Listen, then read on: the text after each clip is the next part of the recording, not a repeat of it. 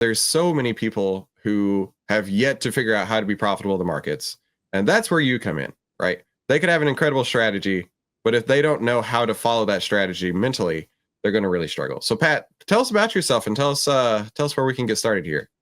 Perfect. Chris, firstly, thank you so much for having me. I'm actually in awe by how you manage these live chats and how engaging you are and all that type, and how well organized you are, because it's not easy to do. I mean, some of you guys might see the contrast now between me and Chris, but you handle these very, very well. And there's a reason why I have a camera up and I have an editing team to edit and clip every 10 seconds, because they're not easy to speak for so long and do it live. So thank you for having me on, Chris. Good morning, everybody. It's late my end, 11 p.m., but I've just had a coffee, so I can go for a couple hours. Firstly, I want to ask, does anybody have any particular challenges with their trading psychology? In particular, I want you to drop these into the comments, because I will go through and address them when I talk a little bit more about specific challenges in a second. But while you guys go off and do that, I'm going to intro myself a little bit, share a little bit about my journey. And if you have any questions that pop up throughout that time, make sure you ask, because I want to make this as interactive and as useful for each of you as possible, to reward those of you who are here on the live stream. So firstly, I'm a trader myself, and I know what it means to take losses. I know what it means to lose investment and to go through the suffering journey as a trader. And effectively, what drove me to study trading psychology was probably about 6 or 7 years ago, I picked up my first round of private investment. Now, we have a huge industry with prop firms nowadays. And 7 years ago, I wasn't aware of prop firms. I didn't know they existed. I don't even know if they were as popular as they are now. So I went off and picked up my first round of private investment. And those 2 years prior, I was trading very well. I had a profitable trading strategy. I could stick to it, and I was getting good results. And I took my track record and I went off and picked up more money. I took on $100,000 round of investment, which was quite a little bit more than what I was trading at the time. And with this influx of capital, at the start, I was doing well, and I took a few wins, and it really got to my head. It felt really good, and I got really puffed up, and I felt like this was just going to continue. And then I took a loss. And then I started to revenge trade. I started to have all the common psychological challenges that traders have. And long story short, I ended up losing that round of investment. And really, that was a driving force. You know, it was a very challenging part of my trading journey, but it was also the start of something new. And it was a driving force for me to understand the human psychology on a deeper level. To be fair, I was aware of trading psychology, but before that point, I never had a value on actually empowering my trading psychology. I had no reason to. But when I saw that because of the more capital, how much that influenced my decision-making, my emotions, I now had a reason to go off and study that. So from that point till today, I mean, I haven't stopped studying the human psychology. I just love it, and I continue to absorb as much as I can on it and refine my teachings and share and all that type of stuff. But from that point until today, I studied some of the most notable people in psychology, present and past. I read hundreds of books. I've read an enormous amount of resources and research on the human psychology. And everything I learned, I wanted to apply to my own trading. I wanted to take something and make myself a better trader at that point in time. And that's all I was focused on at the time. And I did. I got significantly better results, partly because I managed my own expectations. Before, when I started to study the mind, I realized how much of an impact expectations have on your emotional state. And I realized partly I was completely delusional about trading and the type of results I was going to get and the money I was going to make. I was just holding unrealistic expectations of myself and the market. But I took everything on board that I studied and I implemented. And I took on board, I implemented, and things that work stuck, and I built tools and processes around that, all to help me become a better trader. That was the focus.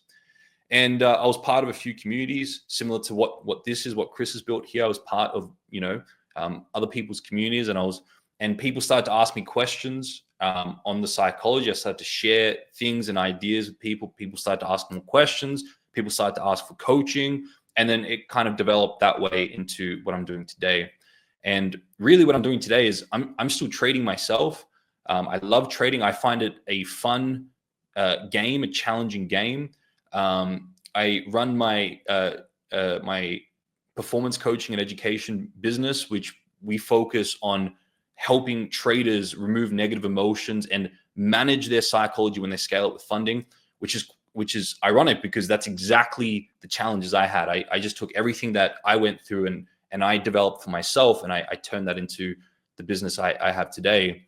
And I have my YouTube, I have content, I have coaching, I have other facilitators that are incredibly adept in the work I do, like, for example, a psychologist that we give access to traders, people that I've vetted and I know are incredibly great. So I'm trying to build something here that's quite significant, and it helps a trader who has a trading strategy come in to my education, and then I give them whatever they need, whether it's insights, education, learning, tools to be able to get brain change, or an actual facilitator, an actual coach to guide them through the processes.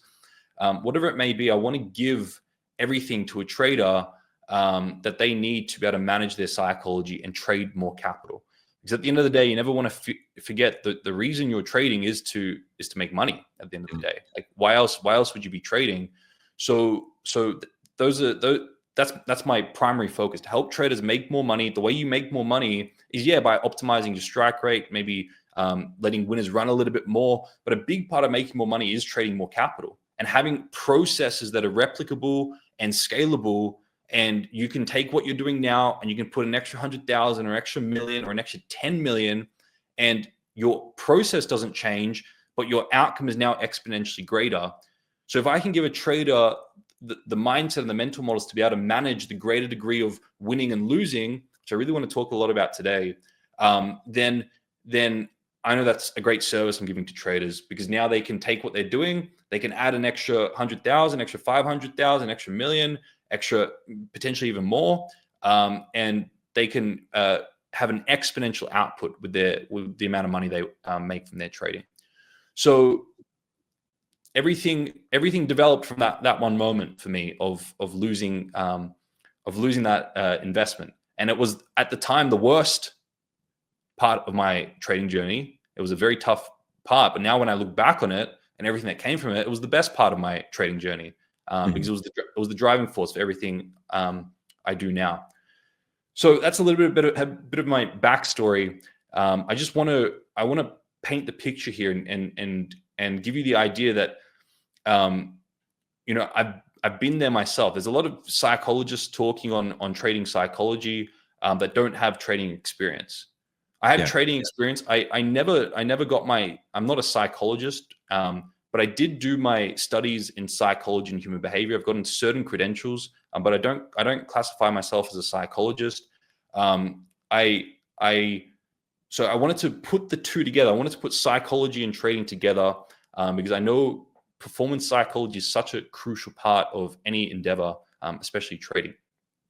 Okay, so that's a little bit. This is great, Pat. I really appreciate you taking the time to talk about that. And I don't know of a single trader who is successful as a trader who hasn't blown up at least once, because I think you've got to pay that Wall Street tuition, but B, it challenges you to say, okay, am I going to quit this game, or am I going to figure out how to play this game correctly? Right? It's kind of like playing Mario, right? If you're playing Mario and you're on Pat, how old are you? I'm 39. I'm in my late 20s.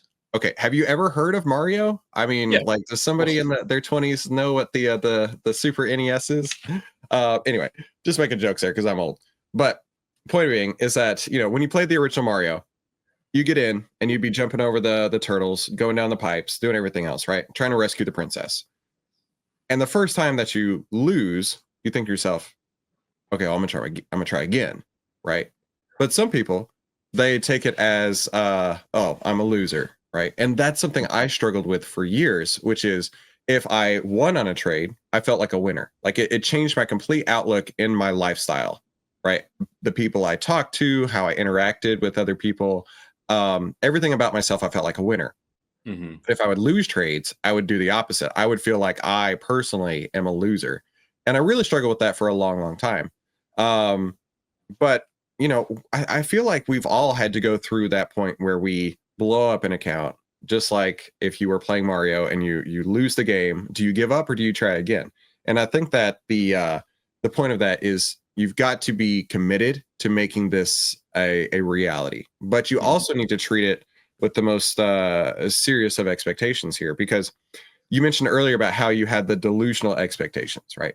And I love the idea of thinking about how we don't know how much we can win on a trade, but we should know exactly how much we should lose. And it's not that we should lose, it's that if we have a range of outcomes, the loss should be limited where the profit should be open-ended. And so one of the slides that I like to share whenever I am trading is exactly this. This slide that I put on, which and people can check the receipts on YouTube. Right. When I look to put on a trade, I say there are no expectations for the outcome of this trade. And so when I put on the trades pad, I like to do it live, and so people can follow along if they choose to.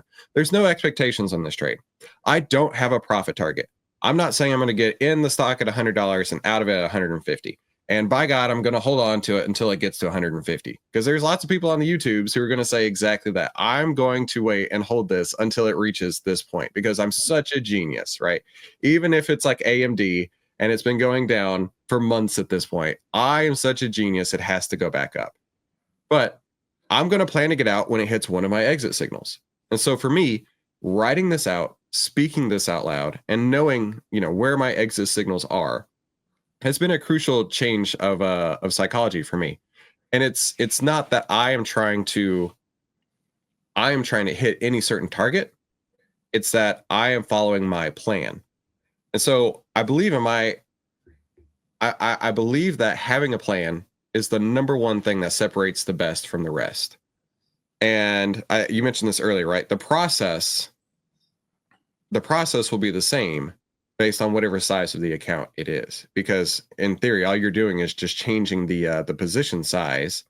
And if you follow timeless principles, like we talk about all the time, like trend trading, and that's why I don't like to talk dollars at all. I only like to talk percentages, because percentages are universal, right?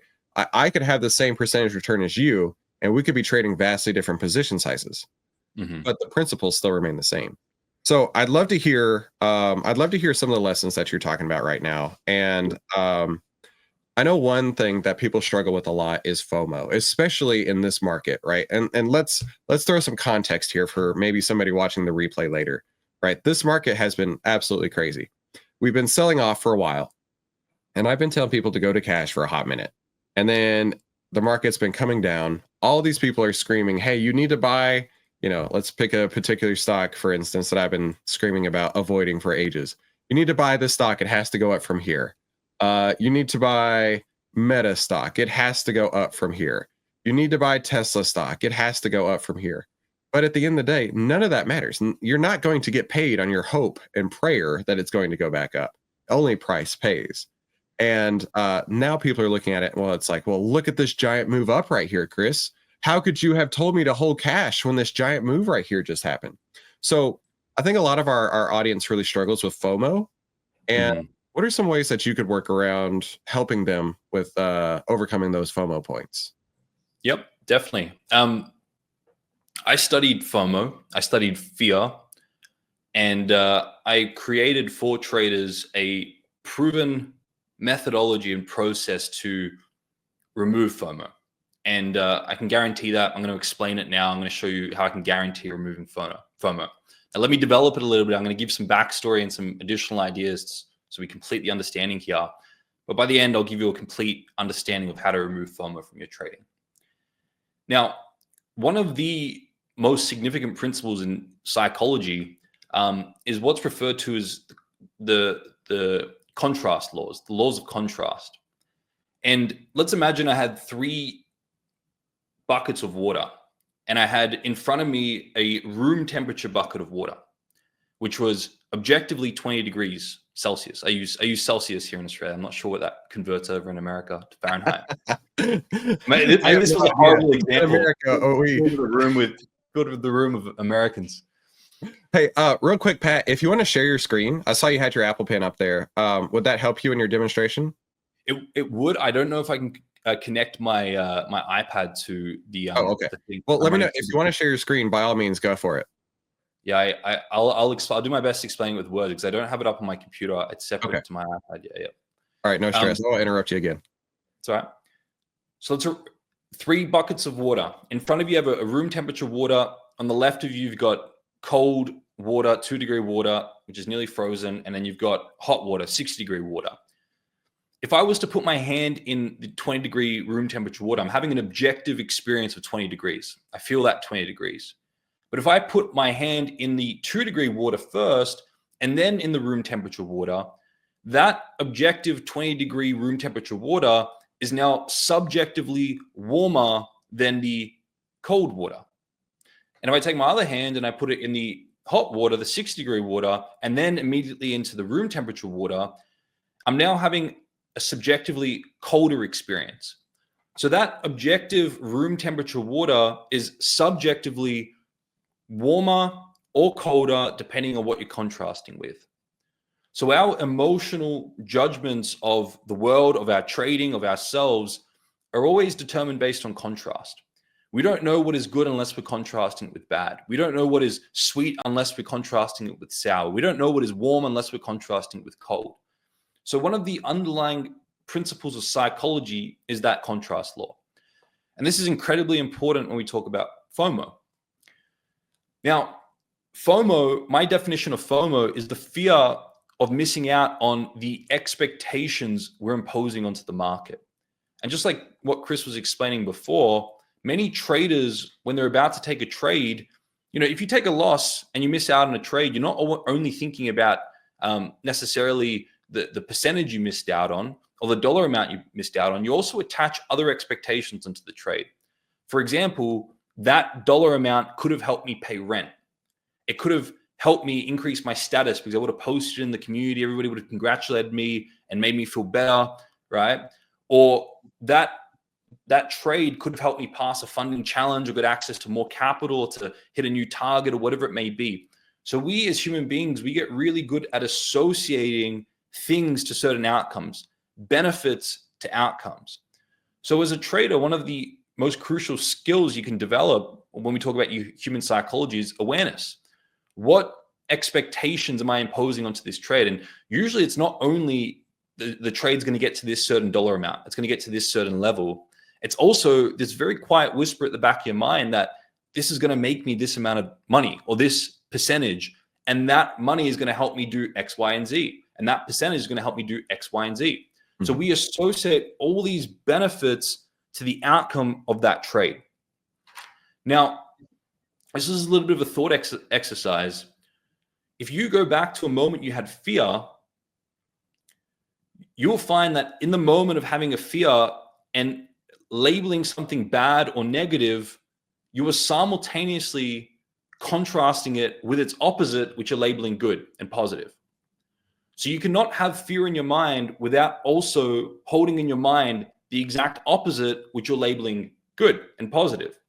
So the most simple example of this is if I'm fearing taking a loss or I'm fearing missing out, for example, fearing missing out on this position and all the things I think it's going to give me, then in your mind, you're having a greed of catching that position and getting all those things.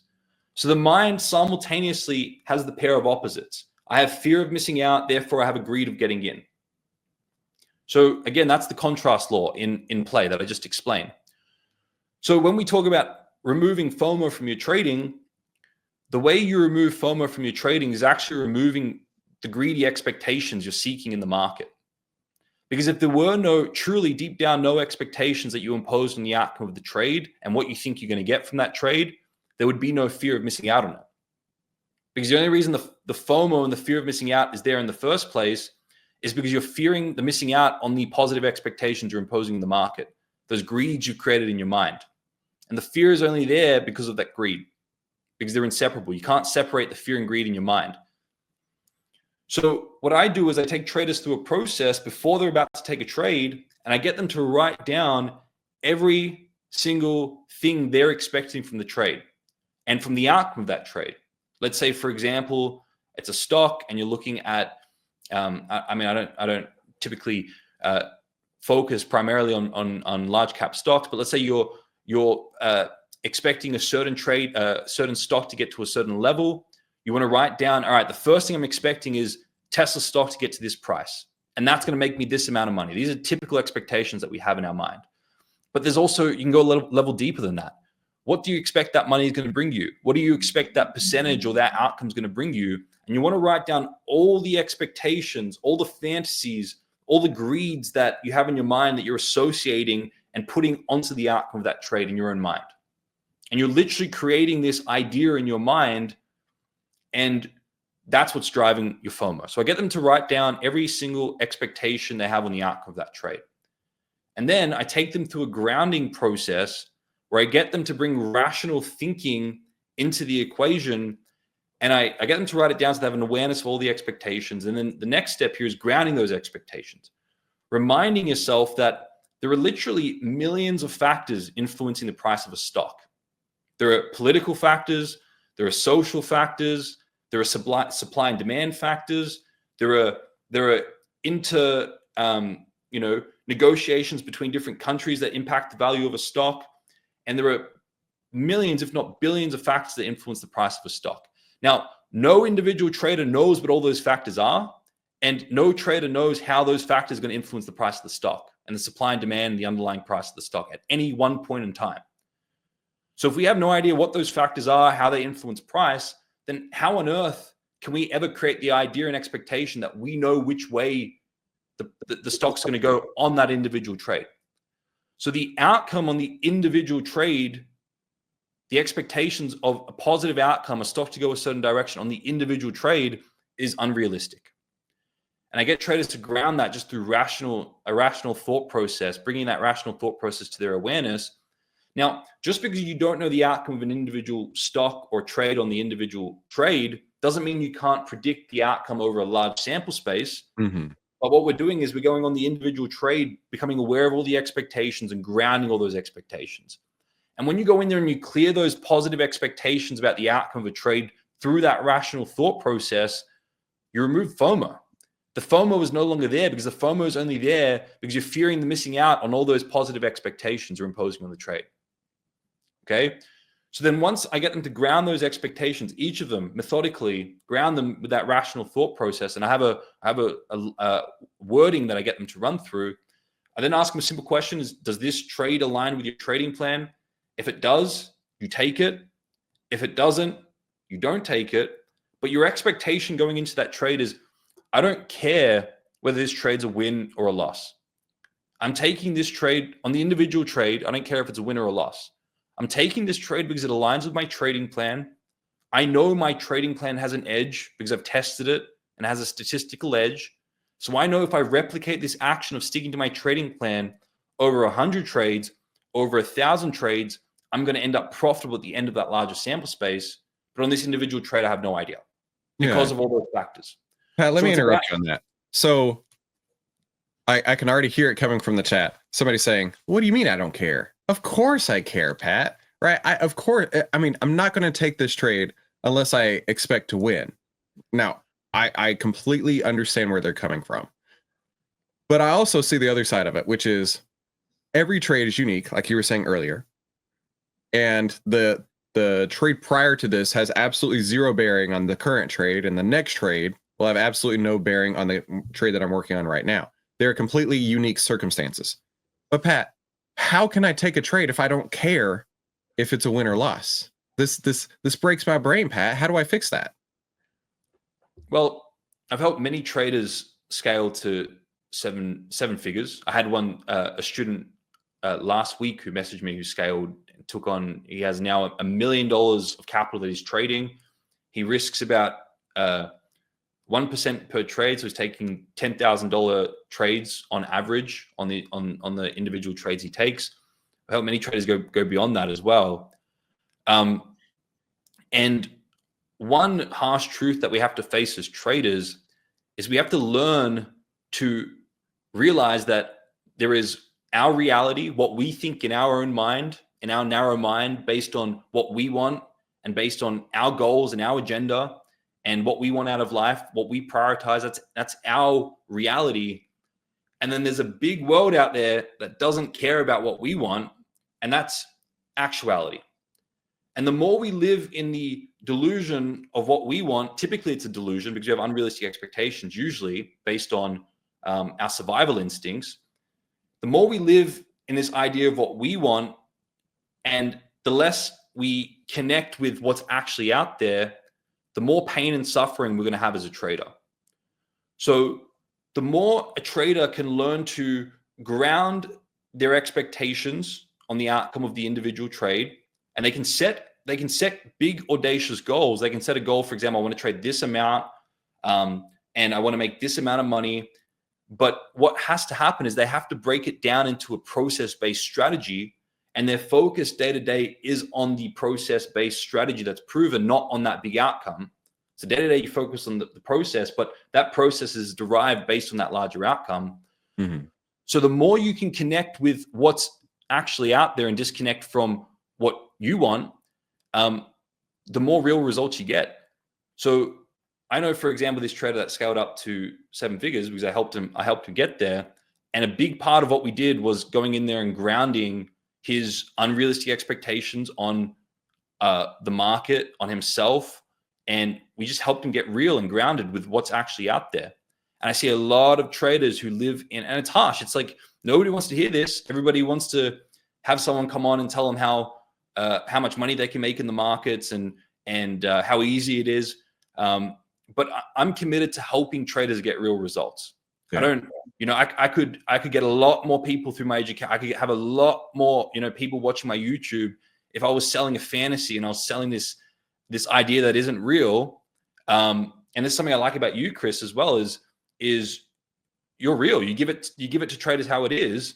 And we probably have, we're both sitting around that 25,000 subscribers on YouTube, compared to some of these people that have millions of subscribers on YouTube talking about their Lambos and showing off the lifestyle. They're interested in promoting a fantasy which people buy into foolishly, and they get stuck in a trap. I'm much more interested in grounding people and making sure people have realistic expectations backed by real processes so they actually get results. So the more you live in this idea of what you want and you're disconnected from how the market actually is, the more pain and suffering you're going to have, and you're not going to have consistent profitability. Well, think I like of it as pain and suffering. One thing that I found. One sec. Sorry, Chris. Oh, yeah, please.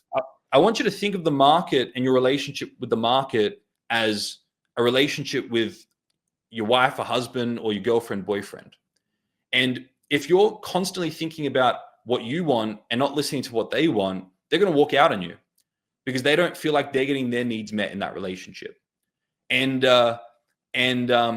if you're constantly sacrificing your life to do whatever they want, then you're going to burn out of resentment. That compromise is eventually going to lead to resentment, and you're going to burn out. You're not going to be able to sustain that. It's exactly the same with the market. You have to be able to listen to what the market's communicating to you objectively. Price over time, that's what the market's constantly communicating to us. We have to objectively listen to what the market's doing and what it wants in actuality, and make sure our trading decisions and our plan aligns with the market.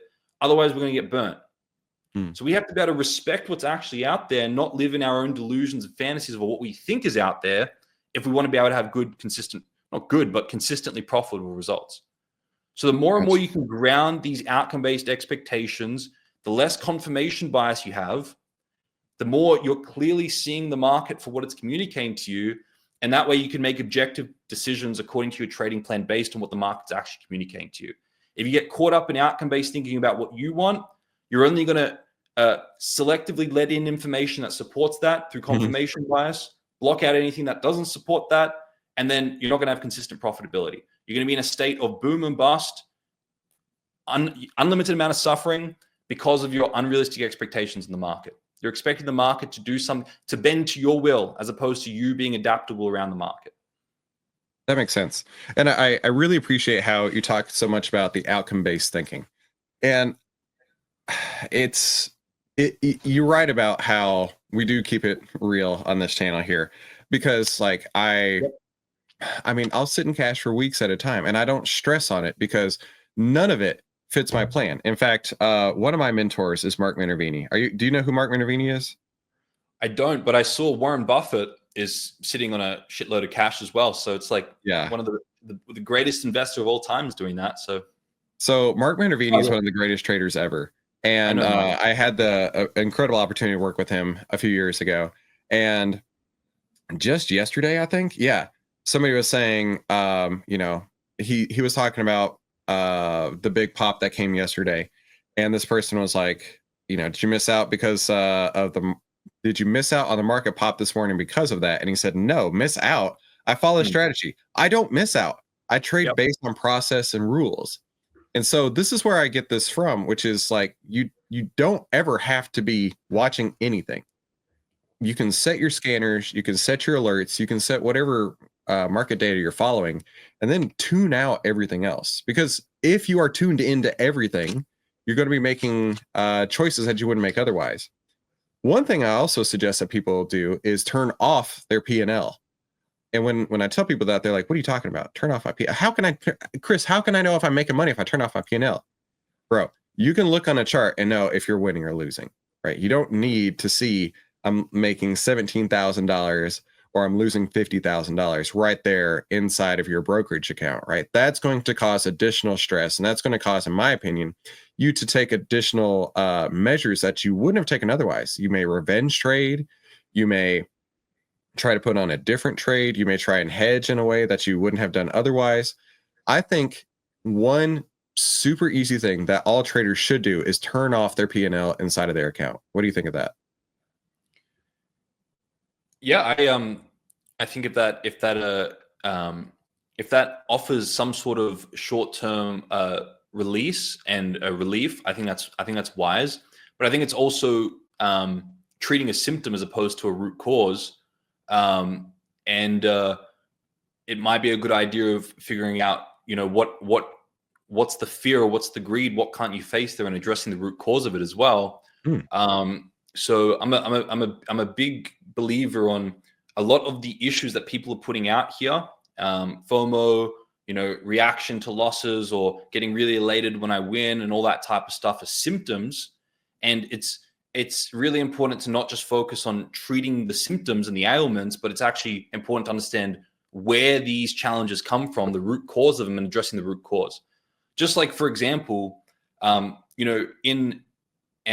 want to say anything that offends people, but I want to give an analogy that I think people understand. And just I'm going to preface this by saying that I'm not a doctor, and I do believe in modern medicine for certain things. I think it's wise, but I think the mentality around medicine nowadays is people have a symptom. They overeat, they binge eat, they eat shitty food, and then the next day they have a headache, they have gassy stomach, all that type of stuff. They maybe break out a little bit with acne, and then what they do is they go and treat those symptoms of the headache with we have a Panadol and ibuprofen, whatever it is, the acne with some creams, and then maybe some sort of base thing to settle the stomach. So what we're trained into is treating the symptoms as opposed to going back and figuring out why those symptoms there in the first place and addressing the root cause. Well, the root cause is I ate shitty food, and my body is designed to give me those symptoms if I'm putting shit into it. So why not actually go back and address the root cause?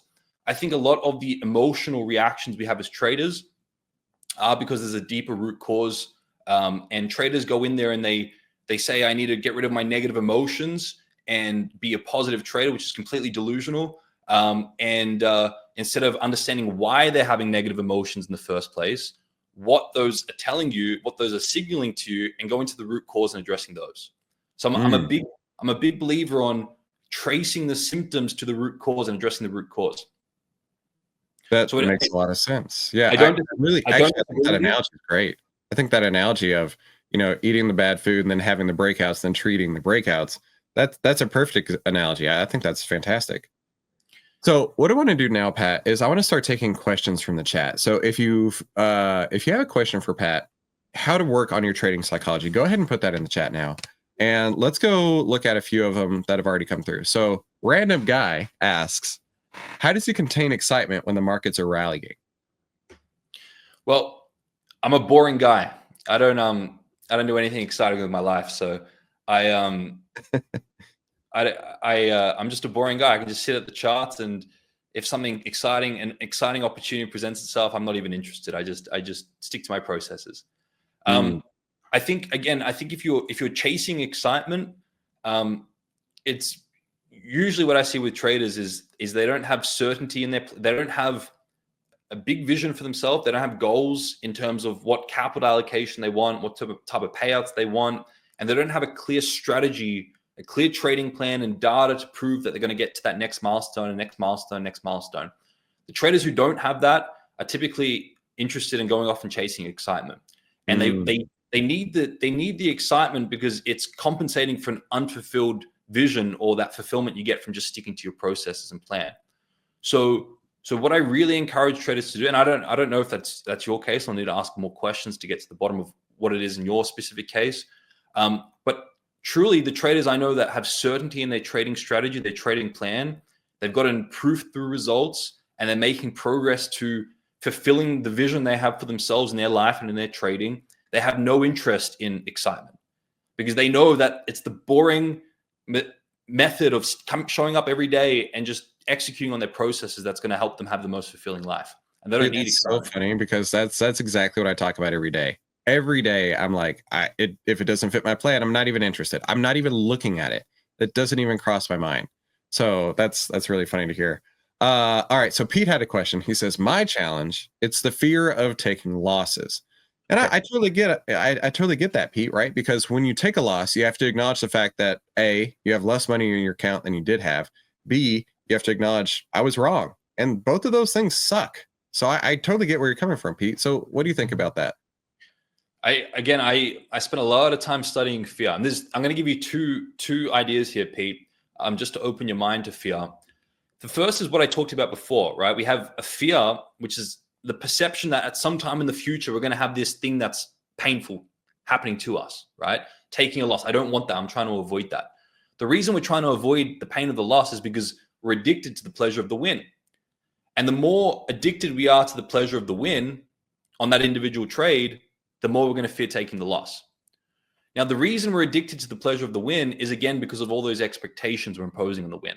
I think I'm going to get this amount, this percentage that's going to help me get validation and help me pay rent, or whatever it may be. I'm just running examples here. I may, just to run the mind.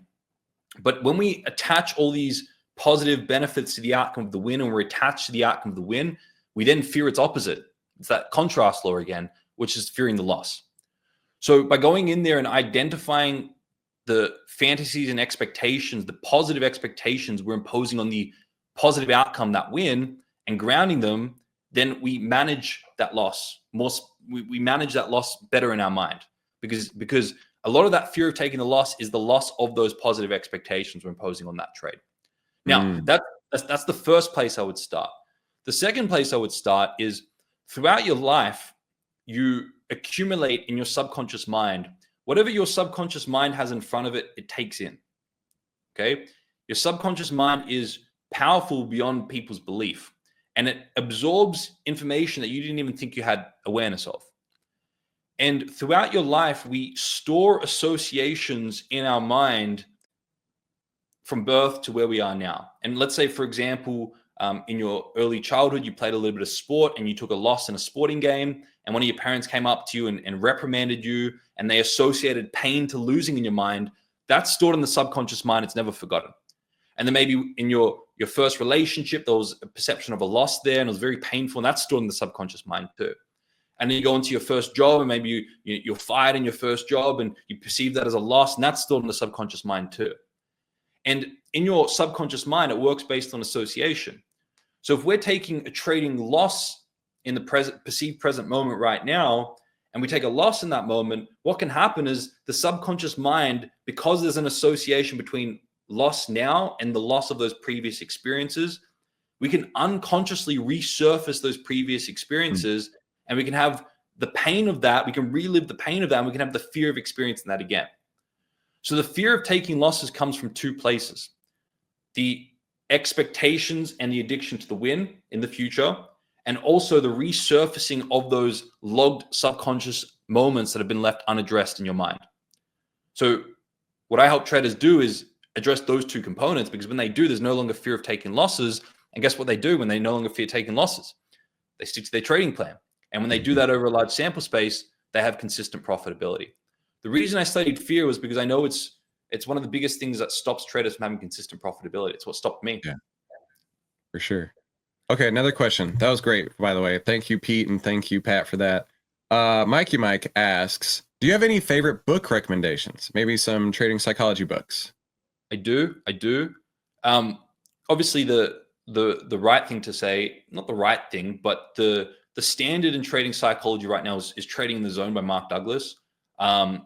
And I literally pulled that off the shelf to say, this is mine. That's so funny. And I studied Mark Douglas's work, and I got a lot of value from it. And there's a lot of value out there with a lot of the trading psychology books. I will remind me to mention the caveat of books at the end. I want to go through a few books as well, okay. But I want to also mention some of the risks and drawbacks of books. Now, a few other books that people do not talk about, and that you're probably not going to hear coming out of anybody else's mouth, but mine. I hope that when people watch my stuff and they go through my content and they sit in a live presentation when I'm talking, they hear new things. They don't hear regurgitated information that they've heard from 300 other people. I'm not going to tell you to have cold showers and to do all that type of stuff and get up at 6 a.m, because you could go on your Instagram and hear that. The one thing you probably will hear from me and everybody else is Read Trading in the Zone. But there are other books as well. The first one is Rolf DeBelly's Art of Thinking Clearly. He talks a lot about human bias, and in particular confirmation bias, and he talks a lot about the anchoring effect, which is similar to the law of contrast. It's a worthwhile book if you want to understand cognitive errors. You want to understand how influenced your decision making is by there are hundreds of biases that affect your decision making. The biggest one's confirmation bias. I teach traders how to manage that to a degree. We all have that survival instinct that is going to fire confirmation bias, but there are ways to manage that and quiet that down in critical moments. The other books I absolutely love, and I love sharing with traders, and I love sharing with people who are on that journey of personal development, are Ralph Waldo Emerson's essays, in particular his essay on self-reliance. I think when you're going through the journey as a trader, you are going to experience a lot of you're a little bit of an outsider. You're a bit of an outlier, right? Mm-hmm. Which is what you got right next to you, Chris, where outliers win. That's so you're gonna get reprimanded by people, the herd, people who are going down the conventional path, and you have to be able to manage that, and you have to realize that there are different values in society. Some people choose to value security and comfort more than they do their own entrepreneurial spirit. They choose to live a life of quiet desperation, whereas some individuals want a little bit more from their life.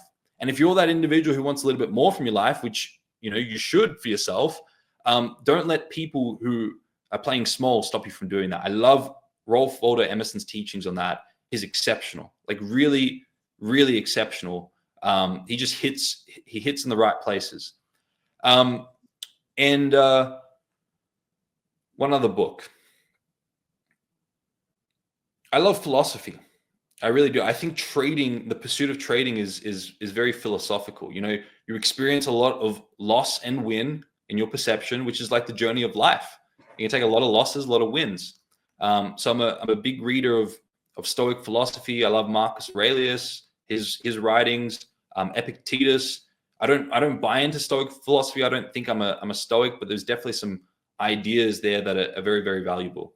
So I would encourage traders to read more on human behavior and bias. I'd encourage traders to read more philosophy. I think these are all things that have been useful in my trading journey, in creating the right mental framework to be able to deal with losses and to be able to manage wins. Because usually, you really tell the true character of someone when they're doing really, really well. Mm-hmm. So being able to manage wins is just as difficult as being able to manage losses.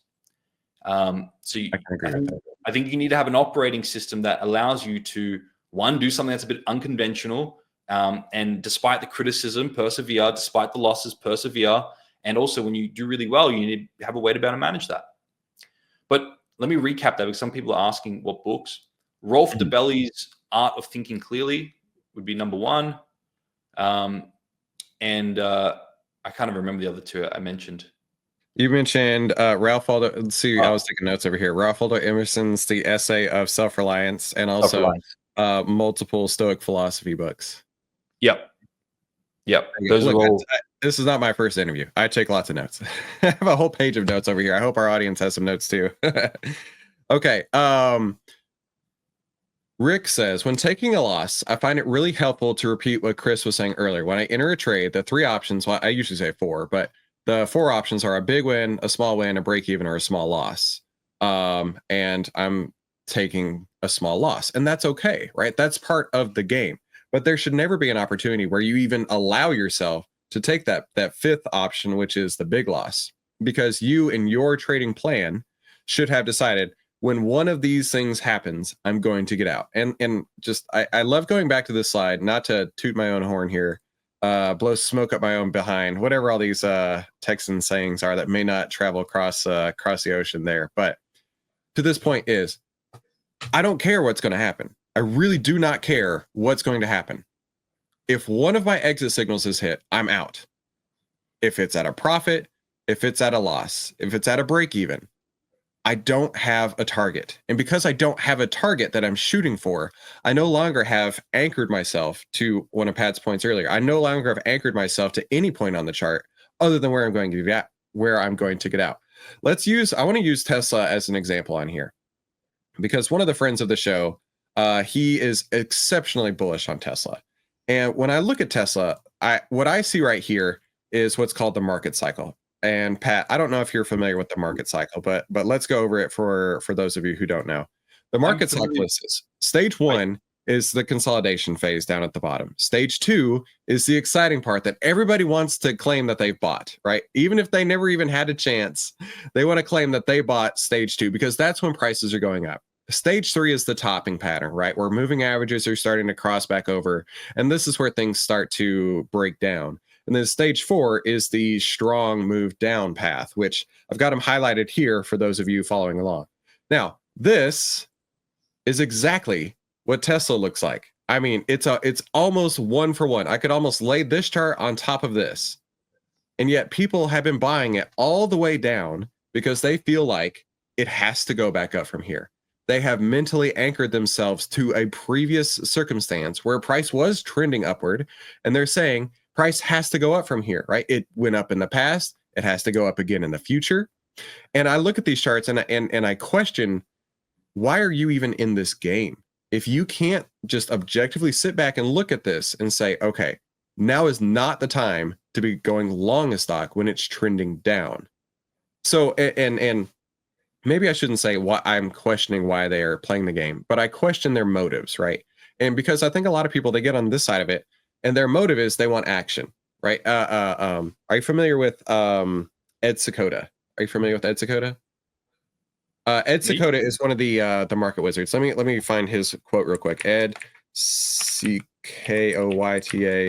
Everyone gets what they want out of the market. So one of his famous quotes is, everyone. I wanted like a quote image. Hang on. Everyone gets what they want out of the market. So to me, what this says is, if you are getting into a stock that looks like this on this side of the curve, and you're wondering, why do I keep losing? Why do I keep having all these issues? I think you are actually getting what you wanted out of this. You're getting the sympathy that you've been looking for. You're getting the attention that you can now take to other people that you've been looking for. Oh, I bought this stock and it's going down. Please have pity on me, right?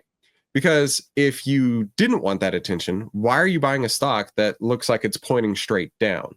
So I'm really curious to hear your opinion on that. Yeah, it's you're brave to say that, Chris, because you're not allowed to say that in society, right? You're not allowed to so you're very brave. I sometimes bite my tongue unless I'm with people I know truly want the truth. Sometimes you gotta sell people an illusion before they're ready for the truth. But I know everybody here watching wants the truth. So I agree with you. I think there are what are called unconscious motives.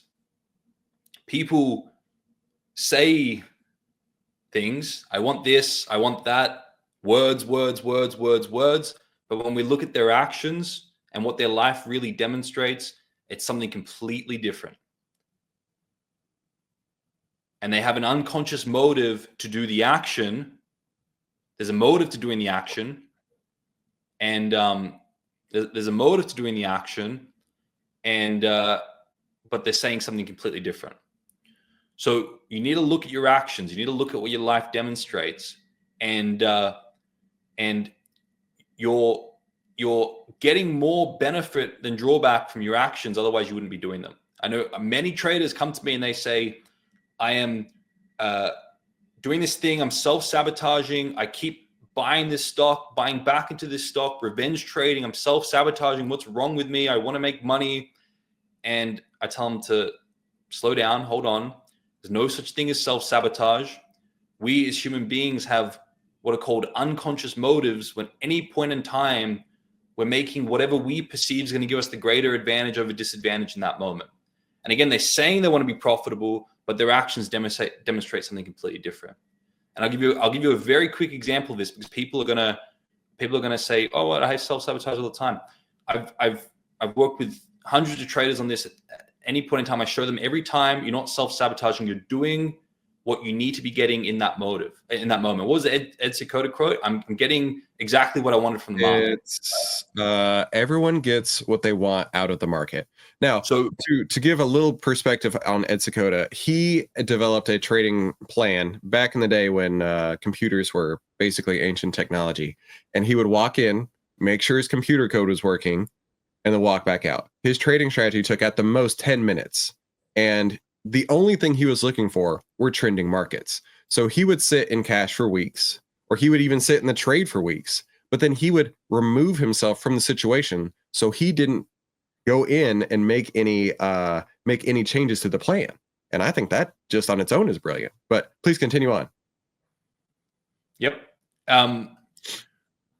So many traders, for example, I had one recently that I was working with, a client that I was working with, and he came to me, and this is a sharp individual, very intellectual, very smart, has done very, very well in business throughout his life. So he's not an average individual, very, very intelligent, very well researched, very well studied, has done very well in business, and is now focused on his trading career.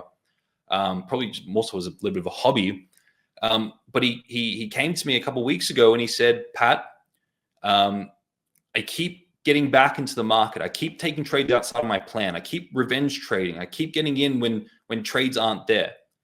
And I sat him down. I said, "Well, let's go and identify one of these specific moments when you did this action, this so-called self-sabotaging action, destructive action." And I asked him in that moment, "What benefit are you getting out of doing that action?" He said, I don't get any benefit from doing that action. It's bad. It's destructive. It's negative." I said, "Well, you wouldn't do it unless you perceive benefit in that moment, because every individual makes decisions based on motive at any point in time. We make decisions based on what we think is going to give us greatest advantage over disadvantage."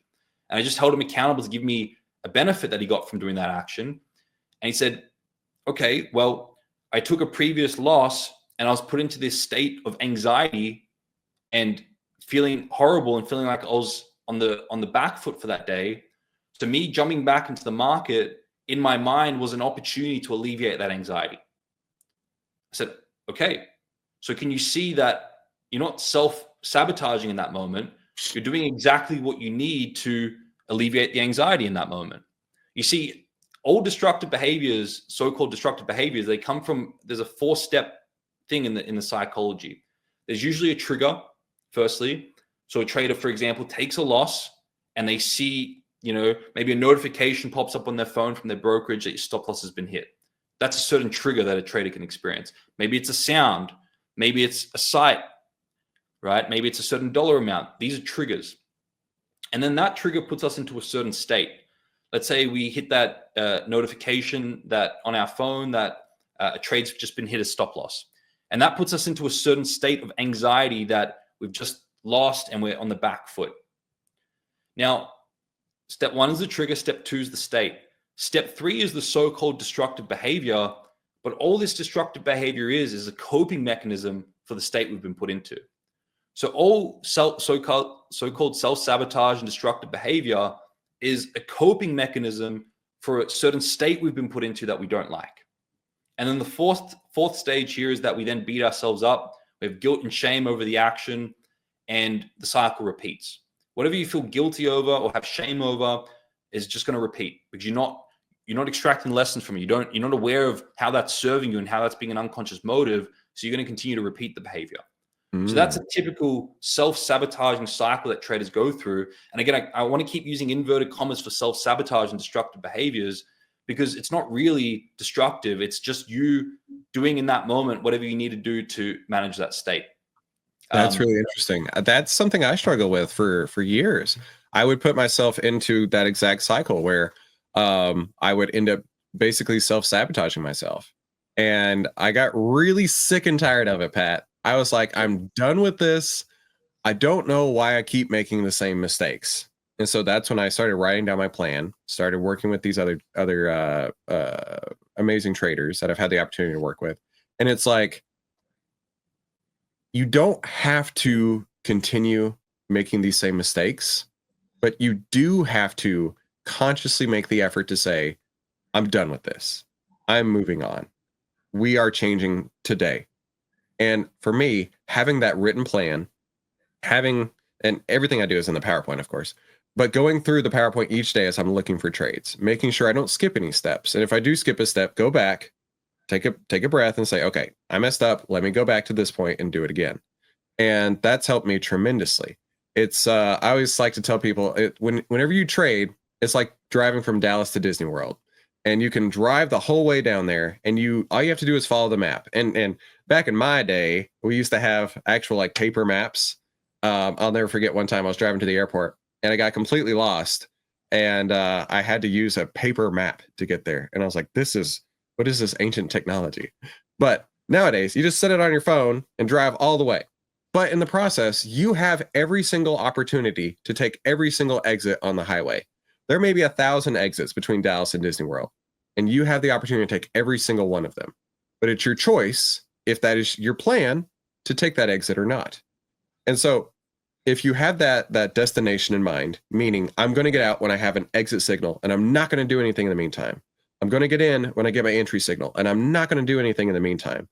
I think that just if somebody could take that away, is create your own plan and stick to that plan and ignore everything else. That's what's going to separate the best from the rest. So Pat, I want to make sure that people know where to find you at. So Pat has a great YouTube channel, which I super recommend and have watched many times. His the way you spell his last name is Bailouni. That's Pat Bailouni. That'll get you right over to his channel, and he's got 207 videos on here. I'm sure 207 of the best trading psychology videos that you could ever come across.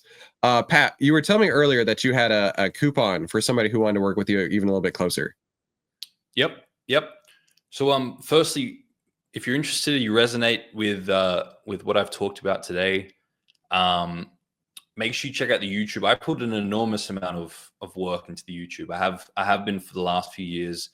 And I love it. And slowly but surely it's growing, and there are more people watching the content. Prioritize the newer content, but there are some gems in the old content. You will see that the principles I teach on the YouTube are pretty much the same principles. I just get better at communicating them, and I get better at explaining them. And I explain them in slightly different ways to complete your understanding.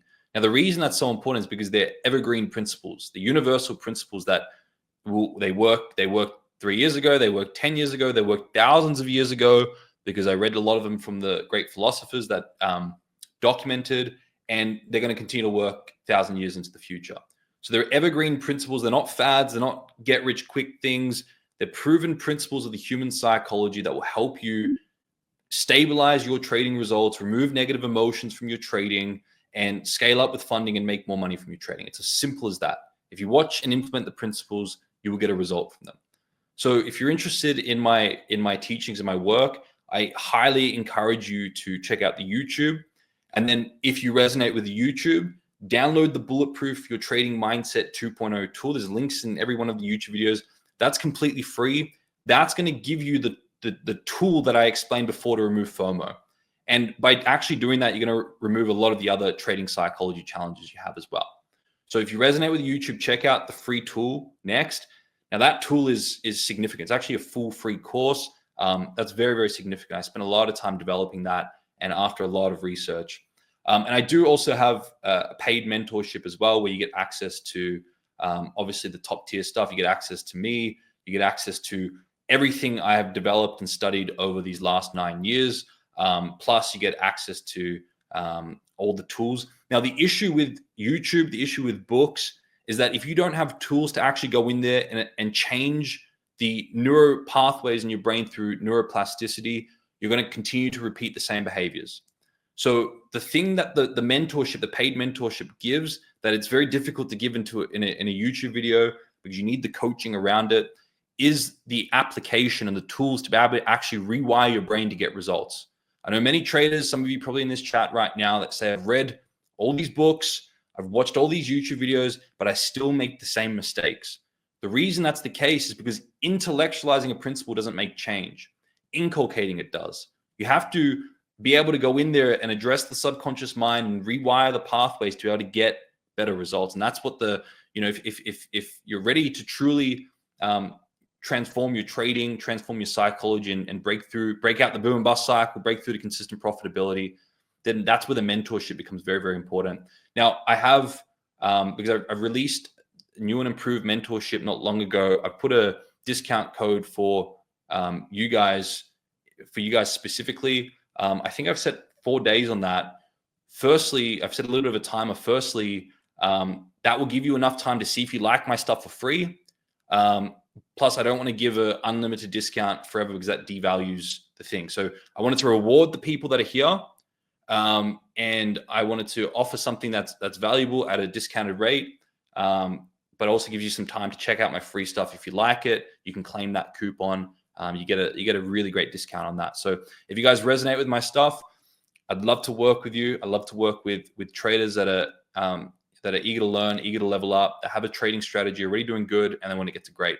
I can help you get you there. So check out the YouTube first, and if you resonate with the other stuff, I don't know, maybe Chris is going to leave a link somewhere for the YouTube, the premium stuff. Is that something we can do, Chris? Or should I mention it? Yeah, I can do that. If you'll just email me the link, we'll be sure to put that in the YouTube description for sure.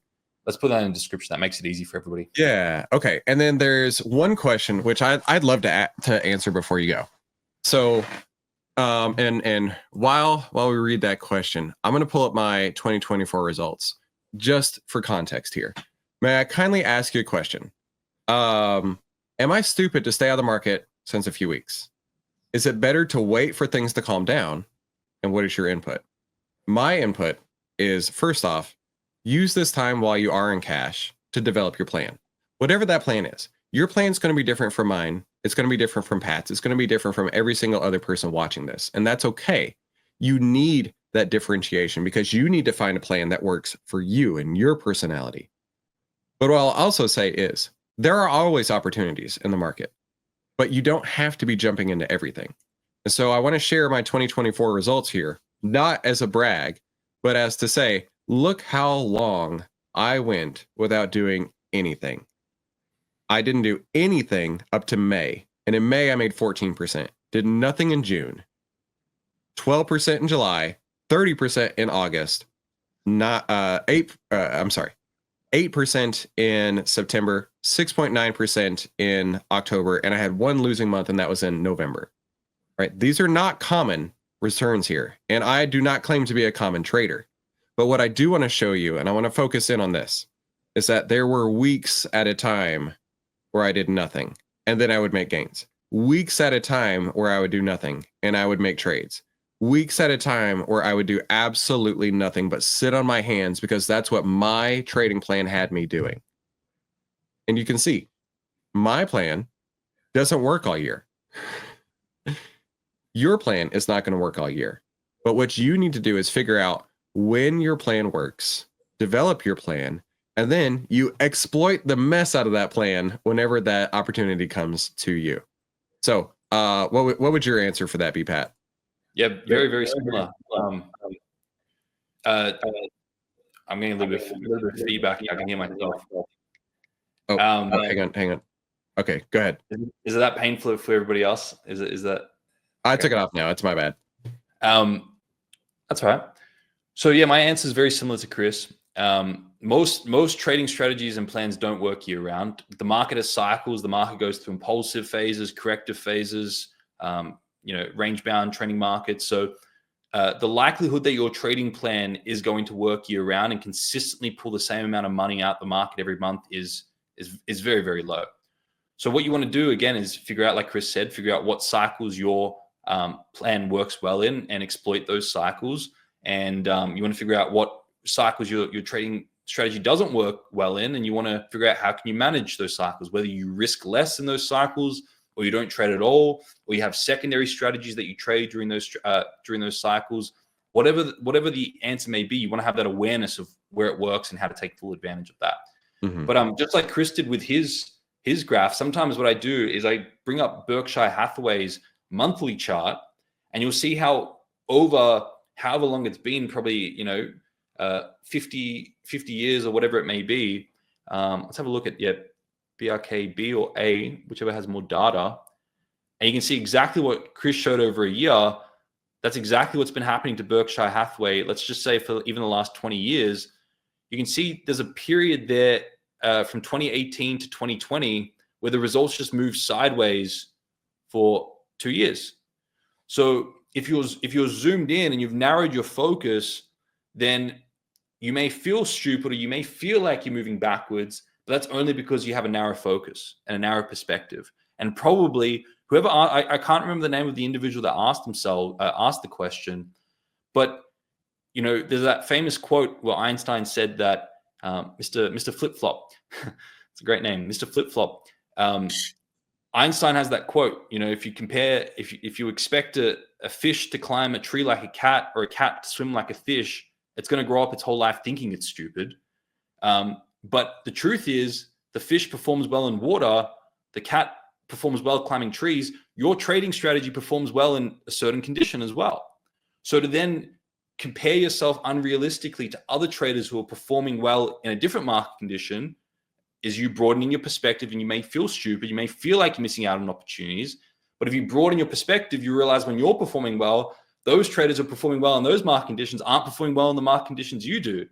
So over a larger, longer term perspective, it averages out, highlighting the importance of a broader perspective, longer term thinking, and focusing on the process as opposed to the individual outcome of every trade, every day, every week, every month.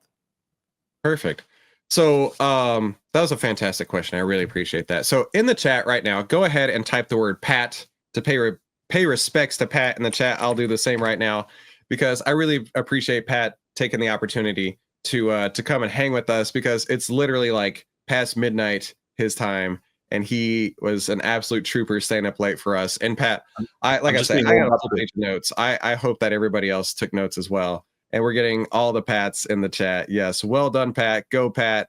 Pat on the back for Pat. Exactly. You guys are awesome, and I really appreciate Pat taking the time to come and hang with us today. So, Pat, again, I really appreciate your YouTube channel. What you're doing over there is fantastic, and that's how I was able to figure out that you are a person that I want to connect with and make sure that traders who watch this channel also go watch your channel. So, thank you again, Pat. Thank you, Chris. Thank you for having me on, and thank you for everything you do. Just listening to you talk, we have a lot of similar principles and ideas, so it's really nice to connect. And let's not make this the last time as well. Dude, I agree. Real recognizes real, if you want to put it that way. So thanks again, Pat, for coming. So, and thank you all for coming to today's live stream. I'll see you this afternoon in the live stream, and we'll talk soon.